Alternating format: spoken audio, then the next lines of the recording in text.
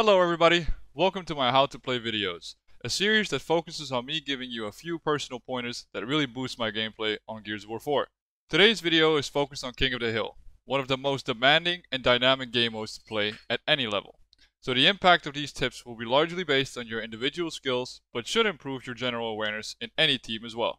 The tips will be both attacking and defensively based, but learning either side will help you understand the benefits of applying both at the same time during a match. So without further ado, let's get started. Tip number 1. Use your smokes at any flanking opportunity. Using your smokes when attacking a hill, especially when coming from a flanking position, can dramatically increase your chances of breaking the hill and killing any or all opponents within. Try your hardest to throw your smokes while still moving towards the hill and having solid cover between you and your enemy, so that they can't see where the smoke is coming from. Throwing a good smoke in the middle of the ring or near the ring can make your team's push a lot more effective when your teammates are about to go in, guns blazing. Tip number 2. Be prepared for enemies from every direction. Although this sounds daunting, all it means is to watch every pathway that leads to the ring. It's very important for you to know that 9 out of 10 times, your enemies will attack from the direction your teammates are not watching or in. This is because the spawn system in King of the Hill tries to spawn enemies away from your teammate's location, for obvious reasons.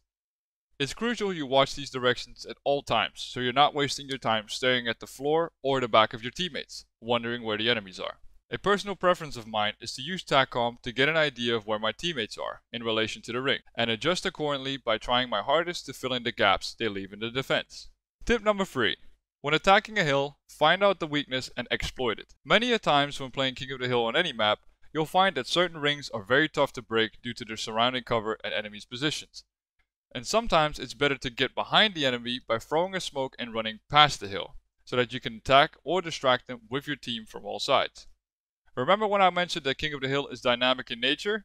And this is when a player's individual creativity can really shine during the game by doing the unexpected things such as running past enemies to purely break a ring or to get in cover behind them. Tip number 4. Pay attention to the ring timers. This little reminder can be a huge playmaker when playing in long matches, especially the rounds that go into 15 minutes apiece. This is because when you're facing an equal or greater opponents, in order to win, you have to make the smallest margins count. And trying to capture a ring by yourself that has about 10 seconds left when you could be at the next ring location setting up is not only a waste of your own time, but can set your team up for failure because they'll be a man down. So next time you spawn across the ring and you see it has about 20 seconds left, if you can't make it there in a realistic time frame, just leave it and go to the next one. And if you find yourself in the middle of the map, try setting up a line of defense so you can hold the enemy team back while your team captures the new ring. Tip number 5. Know the order and locations of the rings. The previous tip and this one go hand in hand and are both a must-do in my experience and opinion. For newer players, I suggest you learn the ring order and locations first, so you can better understand when to time your attack or defense. The way King of the Hill currently works is that the rings rotate in 2 or 3 fixed patterns, depending on what round you're in. Generally, the first ring is somewhere close to the middle. These rings are the toughest to maintain because the defending team needs to spread their attention to 2 sides of the map, making them vulnerable to crossing and flanking. After the middle ring runs out, the new ring is usually placed on one of the sides of the map. These are generally the easiest to maintain due to the nature of King of the Hill's spawn system, and the defending team only having 1 or 2 directions to watch. However, these rings don't allow for the defending team to grab any power weapons without leaving the hill. So always be mindful of what ring you're attacking or defending. The simplest solution may lie in grip preparation, positioning, and map knowledge. Tip number 6. Our ring or nobody's ring. This strategy can be used whenever the location of the ring is too difficult to capture and defend, but can still be defended from enemy capture. I often apply this strategy at the start of the game if the ring is too exposed to crossing, basically making it so that it's not really worth trying to capture the ring yet. Instead, what I or we do is demoralize the team by applying so much pressure on them that they get intimidated and get stuck wherever they are, granting us better map control and a better sense of who we're dealing with. Learn this strategy well because it's very often used by very good teams. Tip number 7. Be a teammate your team needs.